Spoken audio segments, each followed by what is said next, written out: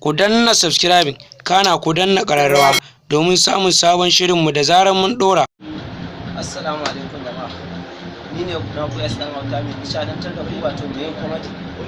Yawwa to kafin da fara bayani ku daure ku mana subscribe kana ku danna ƙararrawa yadda da zarar mun saki sabon new comedy za ku yi zai higo can cikin wayar ku daure ku mana ƙararrawa ku danna mana subscribe din na wannan tasha ta S dan auta TV. S dan auta naku ne kuma namu ne, ku daure ku ci gaba da ba mu haɗin kai domin inda mu ma za mu ji daɗi sake a baka labari kai ma ka je ka gani yadda za ka ba wani labari ba wai a baka labari ba.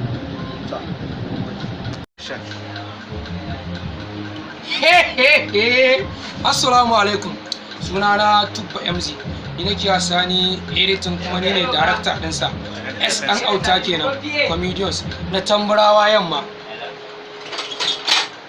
Muna sanar muku da wani bidiyo da za mu yi kwanan nan.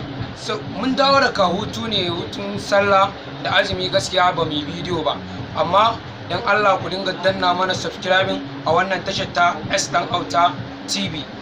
Yanzu za mu fara kundumo muku sababbin comedy kuma na tabbatar duk wanda ya gani wallahi sai ya dariya. Kai idan ma ka samu ko tsawo ne mai hawan jini in ya kallo na wallahi sai ya ware wallahi, saboda ba wasa. Yanzu za mu muku bidiyo ne, gaskiya ba wasa.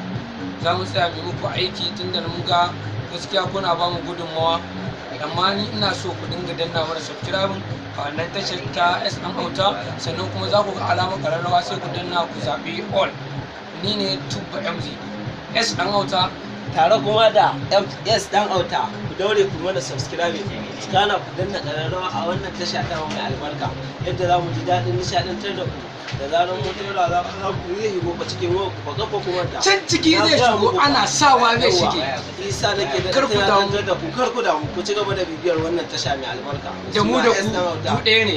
S dan auta ku ci gaba da ba mu haɗin kai, mu kuma za mu ci gaba da zubo muku masu nishaɗantar da ku waɗanda da kun gansu mutum fa ko bacci yake igiyo ƙaran nan farka ma zai to ko baka jin bacci ka kalla za ka iya yin bacci saboda zai nishaɗantar da kai.